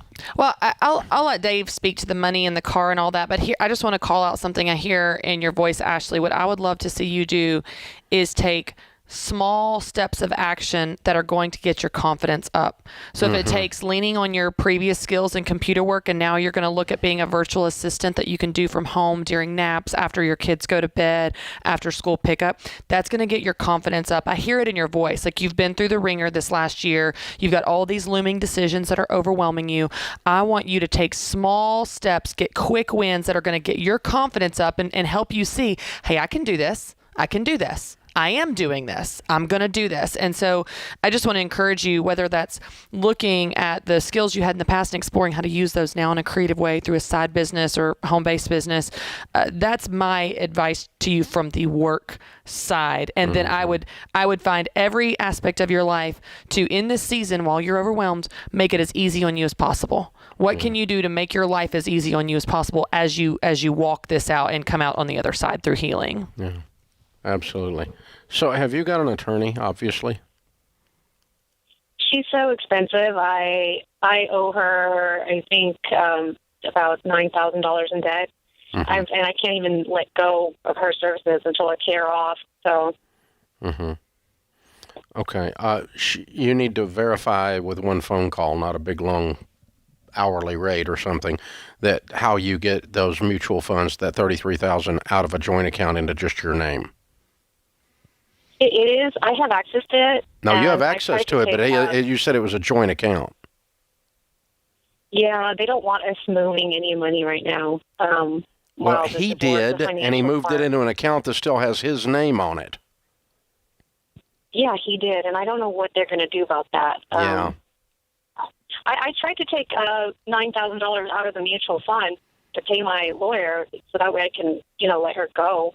And I guess his lawyer made a huge fit about it. And so I had to put all of that money back into the mutual fund through Charles Schwab. That's how serious they are. So how are they letting you sell the car then? It has to be written by my husband, and he did give me a written email, letting me know that he'll allow me to sell it for under these conditions, but I still have to give him half of it. Yeah, I know that. But the mutual fund is already your half. So I don't understand why, if he took the other half and you got half, why it still has his name on it or is under his control. It's not that it's under his control. It's that the courts have not made a decision yet. Yeah, so where'd the other $33,000 go? He put it in a different, I think he put it in a different mutual fund company. Yeah, I smell a rat, so I'm worried about that. Yes, you need to sell the car, and even if you do it at CarMax, that's fine. and then get you a car for about $10,000 and start working on your career side. What I was trying to do is get you in control of some of this money, which will give you some of that confidence that Christy was talking about. That's where I want you to head towards as fast as this ridiculous legal system will allow you to do that, and get your attorney paid and move on your way. But you've got to create an income going forward. That's my big concern for you right now. About a $10,000 car is what I would do if I were in your shoes.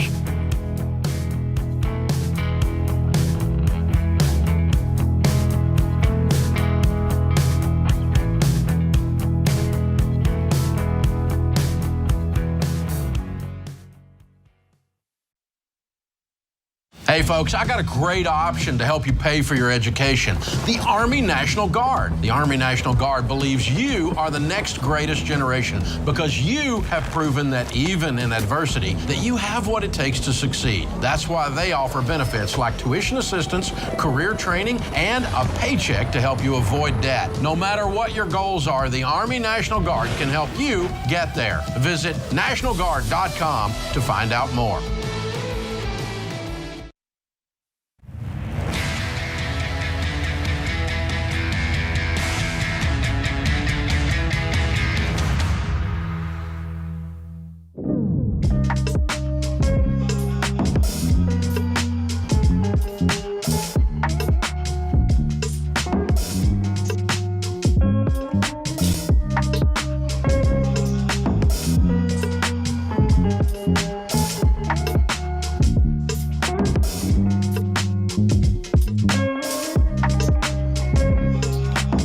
Ramsey Personality is my co-host today. Open phones at 888-825-5225. If there's one thing that 2020 taught us about investing, it's this.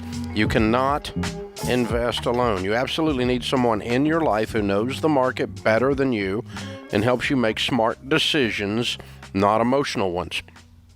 Look, I love do-it-yourselfers, but DIY investors, well, lack the experience to make good investing decisions, especially in a global crisis.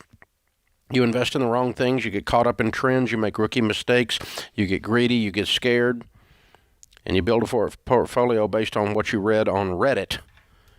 And I got to tell you, 99.9% of what's on Reddit shouldn't even be read. So just help you with that, period. What a black hole of nothingness. Trust me. You don't need to add any unnecessary stress in your life.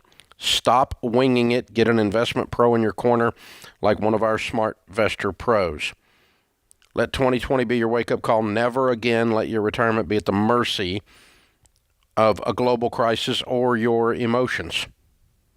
Go to RamseySolutions.com/SmartVestor. Get a rock-solid investing plan with rock-solid people in your corner today.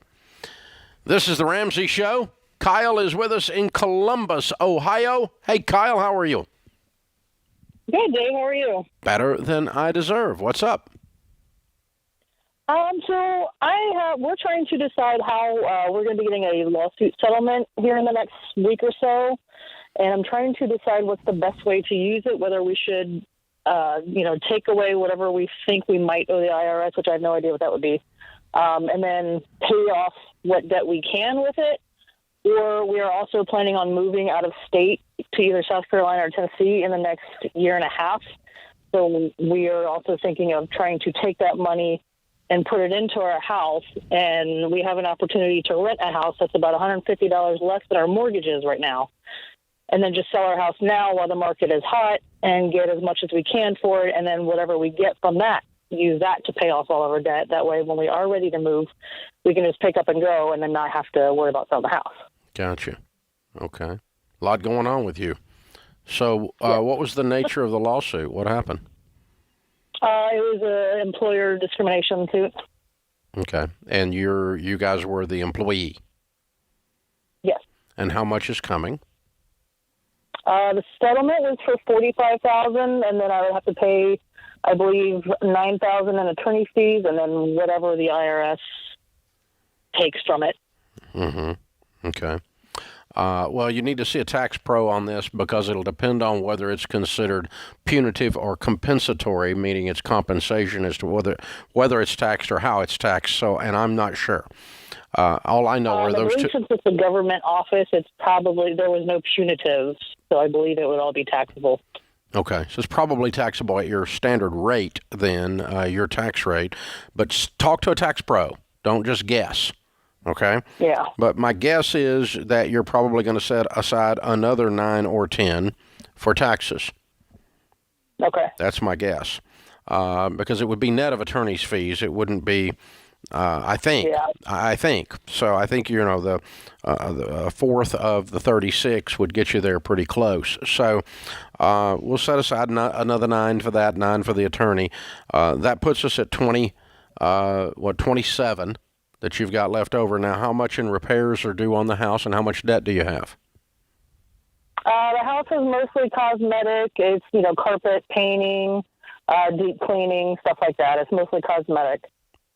Put a number on it. Put a number on it. I'm guessing maybe 10,000. How much debt have you got?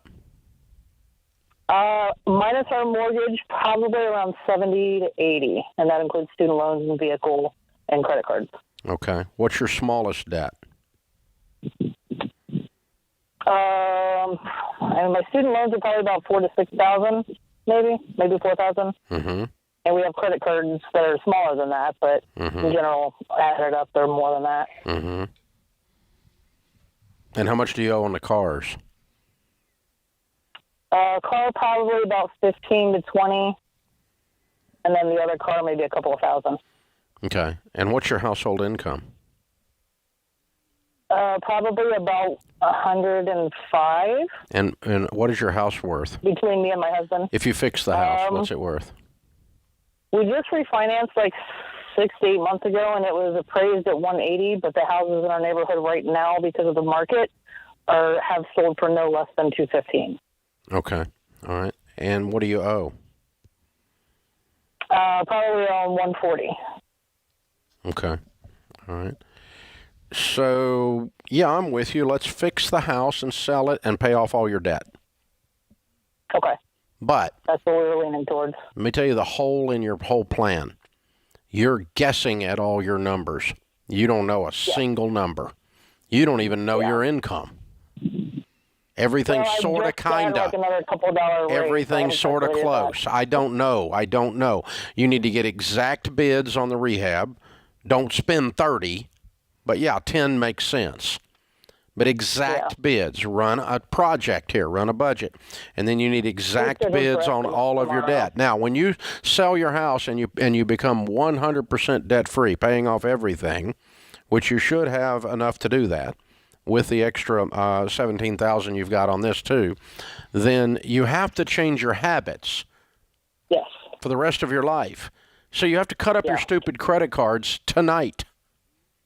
I am more than willing. It's getting the other half to do all that. Well, then don't sell your house and pay off the debt. Because if you sell your house and pay off the debt and you don't change your habits, you're going to be right back in debt, and this whole exercise was for nothing. Oh, no, we haven't been using the credit cards. He's uncomfortable not having any. I'm uncomfortable with how stupid you all have handled money. I am very much also. We've been trying to dig ourselves out of this hole for the last 10 years, and we had a very small shovel. Yeah, well, no, you have a $105,000 shovel. You've not put much effort towards the digging. Well, that's accumulated in the last year or two. The bigger, we have significantly raised our wages in the last 2 years. Yeah. So here's the thing, okay? You don't know your numbers, and he's not serious. You guys are going to mess this up if you don't change your spirit on how you're approaching this. I don't care. It's not going to affect me. You do whatever you want. But this advice might be bad advice if you don't change your spirit. If he doesn't say, I'm chopping up the credit cards, we're going to get on a budget, we're never coming back here again. Because you just gave up your house for a stupid car and some credit cards. All that equity. It made me think of Dave. I went to the University of Central Florida in Orlando, and my last semester there, so this was first semester of my sophomore year, I did terrible in school. I wasn't focused, and I got bad grades. Well, when I transferred to UT Knoxville, they took my credits, but my GPA started over, and I was so grateful You got a do-over. I was so grateful. I busted it and got a 4.0. You've got to care. You've got to see this for what it is. Yeah, it's a fresh start. It's a clean slate. If not, you'll mess it up again, and you'll be in the same boat, but not have a house to bail you out the next time. I did not know that's why your GPA was false. I didn't know your fabulous GPA was a false. It was not false. I earned it. I just earned it sophomore year. No, you didn't. I earned it sophomore year. You did. Through senior year. It's not an accumulation of all your grades. It's accumulation of 2.5 years. Yeah. Well, the thing is, you did learn your lesson and you did start over. So good metaphor. Yeah. We'll discuss the other part later. Yeah. hey, I got the piece of paper that proves it. I got it. That's a story. I'm sticking to it. You know what? And we didn't even ask your GPA when we hired you, so there you go. No, you don't care. I just care. You teach that. Do your work. That's right. Get your work done. Oh, that's fun. This is the Ramsey Show.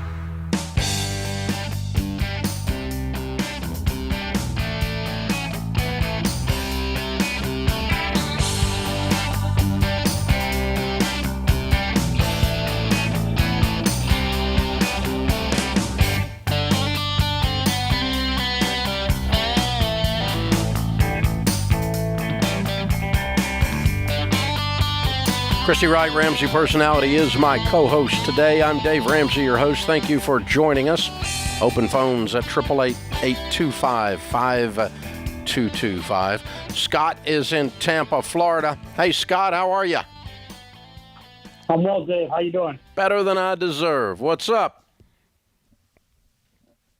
So I just had a really quick question for you. I've been listening since 2018. I didn't know it, but I was on the Dave Ramsey plan to get debt-free, but didn't have the right mindset. So thank you for that. Over the last, 10, 15 years, I've had different jobs and a 401k here, and I rolled it into annuity, which was a bad idea. That has now been transferred to another traditional IRA. So what I have now is my nest egg, if you will, divided among 3 different locations. My question is whether or not that should be one place or it's okay to be 3. It's not the end of the world. I like all of them. I have all of my mutual fund investments with one financial advisor. Now, there's different account numbers. I have many, many different accounts from different events that have gone on. Every time you roll over a 401k to an IRA, that creates a different account. You can't combine those. And so, I moved a SEP one time and then I changed it to a Roth and so I've done some moves like that. So I've got multiple accounts, but they're all with one advisor. And that's just by choice. You just because here two benefits I get of that. One is 3 benefits. One is my wife knows where all the money is if I die. Okay, she calls one guy.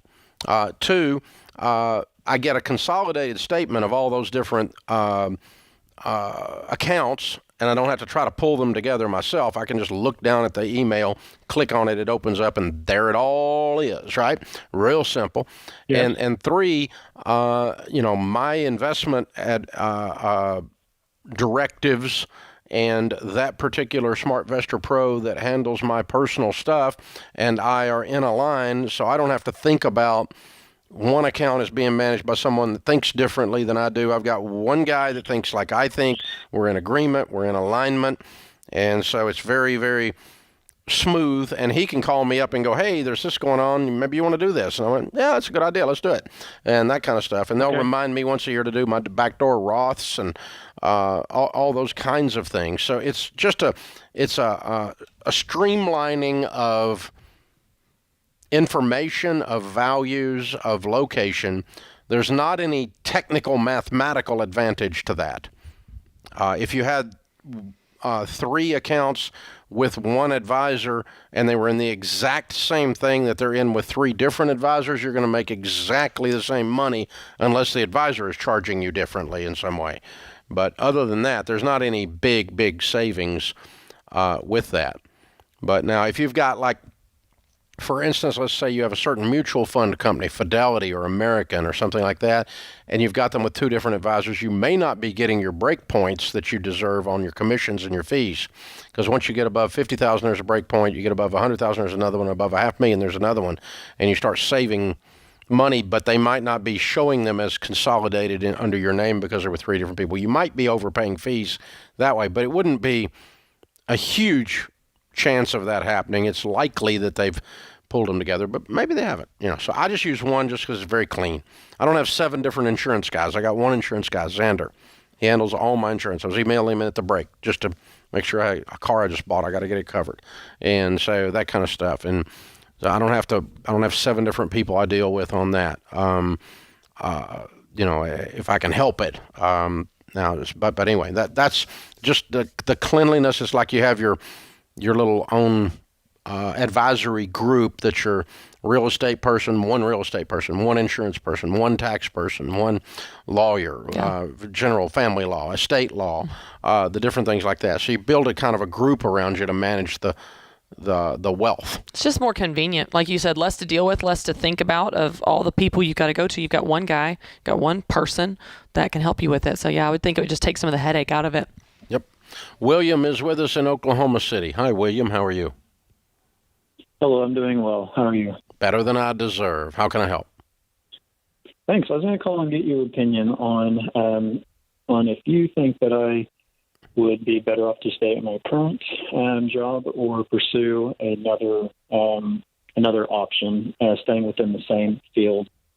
I am a dentist and I currently work at a government public health type clinic, and I would be looking to possibly go out to the private practice sector.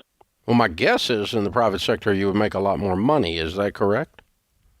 There is the potential to, yes. What do you make now? Around 150. Okay. Yeah, there's definitely potential to make more than that as a dentist in private practice, assuming you grow your practice. And I mean, you might not the first year. It might take a few years. Have you got an opportunity to join a practice? I do. The dentist that I went to growing up, who actually did shadowing hours to get into dental school, and I go and work out at his office a couple times a month. It would be his practice that I would purchase. Oh, you would purchase a practice? Yes. Okay. So what's it making? The production is about $1.2 million a year, and the collection is about 98%. So it's pretty close to that. What's the profit? The profits, I don't know. I'm not into that level of it yet. Well, you need to be, because I mean, if you made $1.2 million in gross revenues and you spent $1.3 million to do it, it's probably not a good idea. Yes. So the gross revenue is interesting, but only to the extent it creates profit. So let's find out what he's spending to get that and what he's netting. I'll give you a guess that he's pulling $500,000 a year out of that. Would you guess that? Yeah, at least, yeah. I think the overhead is typically in the range of about 35%. Yeah. I may be a little low then, but yeah, somewhere in there. So what's he want for the practice? The initial, we haven't done like any type of consulting or whatever for it yet, but initial would be around $500,000. If it's profiting $500,000 a year and you can buy it for $500,000, what I would do is work for free for a year almost and pay him off in 1 year. And that's a deal. Yeah. That's a deal. Why is he selling it so cheap? I think basically it's just because it's me and I've known him my whole life. Yeah, it's like a little nostalgia. He wants to leave his baby with someone that he trusts. Mm-hmm. Pass it down. Yeah, kind of mentorship. Yeah. Let me just tell you, dude, it might be worth 4 times that. Okay. Whatever the net is, after everybody's been paid, it's probably worth about 4x that. And so $500,000 on the surface here, I'm guessing at the net, and you are too, but I'm going to guess and say that that's what's known as a bargain right there. If it's top line of $1 million too, that's a deal. I suspect. I could be wrong, but and yes, I think you should do that and leave $150,000 behind. Here's the other thing, William, and I will say why would you not do it? Well, I'm pretty. It's kind of one of those things where it's pretty a comfortable job position that I'm in right now, and it's still as safe as possibly could, you know. Yeah. Here's one thing I'll say, William. Read On Trade Leadership. Read all the business books you can if you do this. You're not just a dentist anymore. You need to learn how to run a business, and that's different. I've talked to a lot of dentists that are broke because they don't know how to run a business. Learn how to run a business if you do this, and you'll do great. We got a bunch of them in Entree Leadership Elite and in the advisory groups in our small business stuff that'll help you. You probably ought to check that out for sure. That's a good point, Christy. Yeah, and hey, man, you need to do this.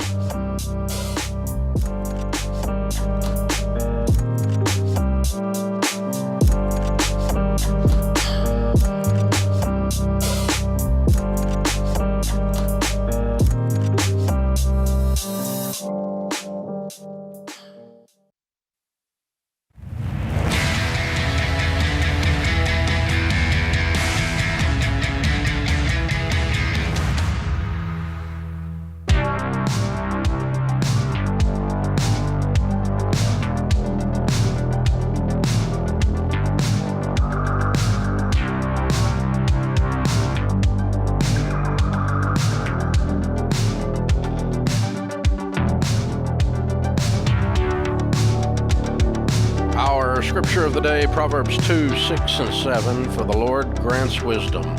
From his mouth come knowledge and understanding. He grants a treasure of common sense to the honest. He is a shield to those who walk with integrity. Robert Schuller said, never underestimate your problem or your ability to deal with it. This is true. Open phones this hour. I'm Dave Ramsey, your host. Christy Wright, Ramsey Personality, is my co-host. It is a free call at 888-825-5225.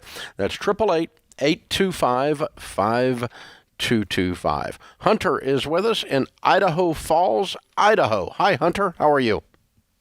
Good. How are you? Better than I deserve. How can I help? Yeah, so just to kind of jump into this, my wife and I are about $80,000 in debt. Our current take-home pay is $83K. We were looking into selling our house to possibly pay off the debt. We've talked to realtors. We currently owe $205K, and they're telling us that we could sell it for $300. We just wanted your thoughts on if that was a good idea or not.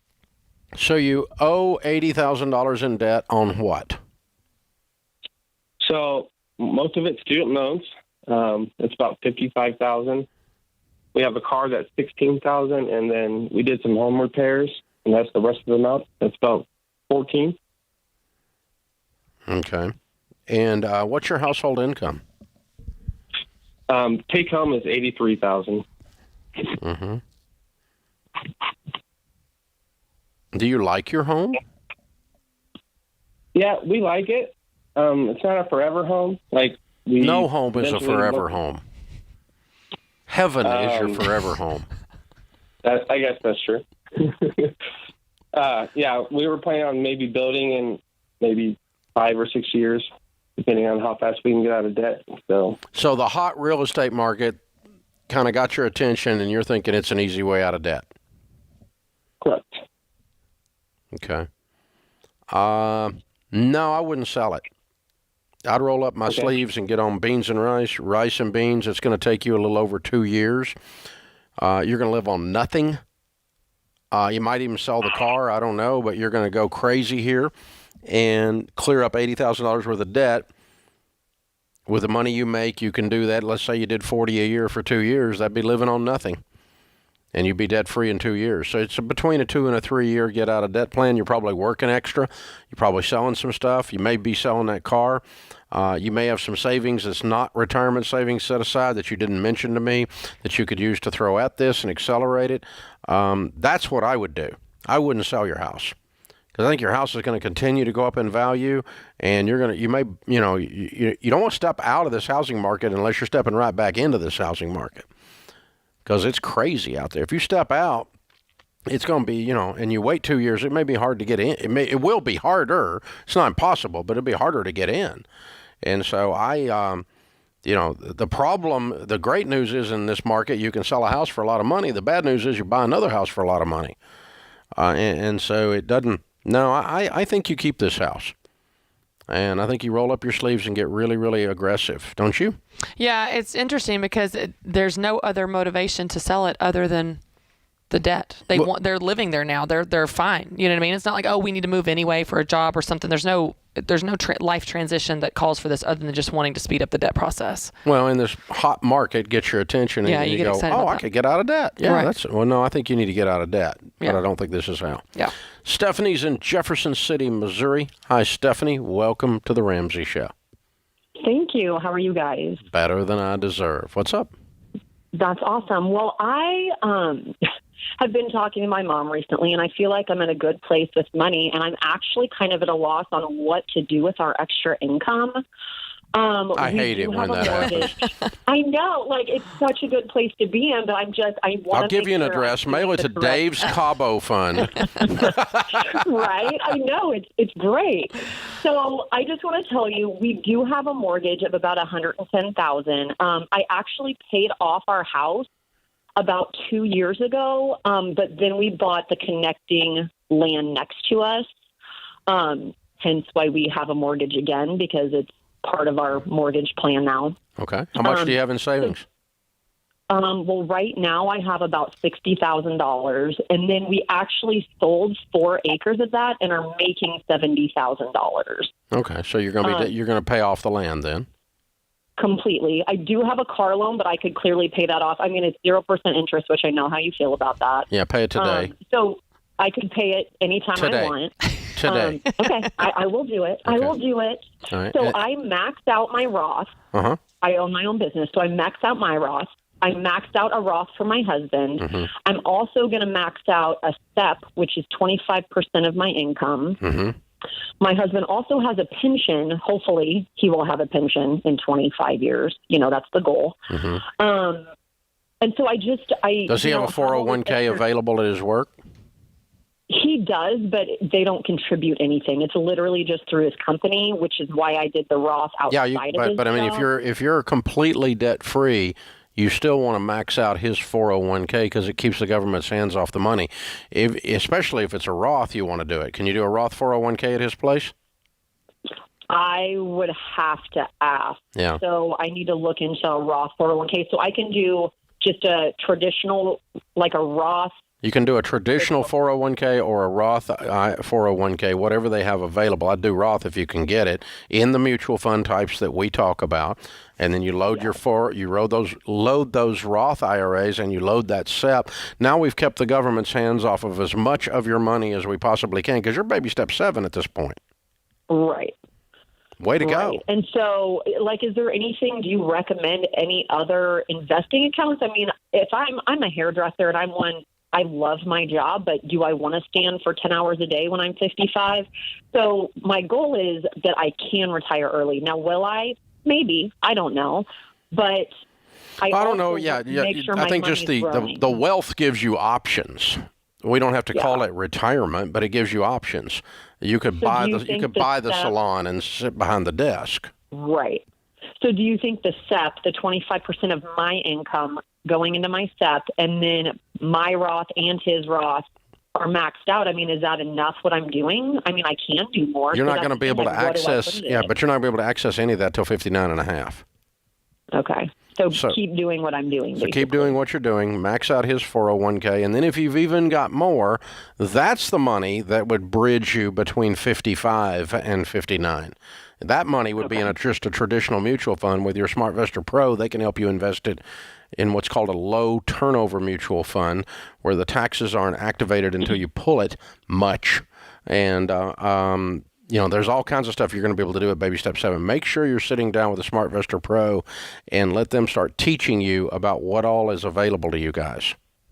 Okay. And, I'm kind of got myself in trouble. I have only one Roth with Edward Jones, but it's my brother-in-law, and I don't know how to get out of that. Wow. So I'm like, I don't love that he knows all my business. What I would do is go over to jump online to a SmartVestor Pro, and if you like the SmartVestor Pro after you meet with them and you feel comfortable and they've got the heart of a teacher like we say they do, and you want to move your accounts over there, I think you can just tell your brother-in-law, I'm uncomfortable. It's just a boundaries thing with me. I'm uncomfortable, and so I've got to have a guy that's a little more arm's length, and I know you'll understand that. Besides that, my Roth's not that big a deal. Right. And just blow it off, and depends. I don't know how classy he is, but he'll probably get over it. Yeah, definitely. Well, and I did buy your book, the Legacy. Yeah. Thank you. Well, I think you're on your path here. She's that's good, impressive. She's in good shape. And I love that she's constantly saying, what else can I do? I mean, that's awesome. And what else can I do? That's and right. What else can I do? That's right. Yeah. So good. Good stuff. Good stuff. Well, thanks to Ben Hill, our producer, and of filling in for James Childs, who's doing something else. We don't know that. And Kelly Daniel, our associate producer and phone screener. I'm Dave Ramsey, your host. We'll be back with you before you know it. In the meantime, remember there's ultimately only one way to financial peace, and that's to walk daily with the Prince of Peace, Christ Jesus.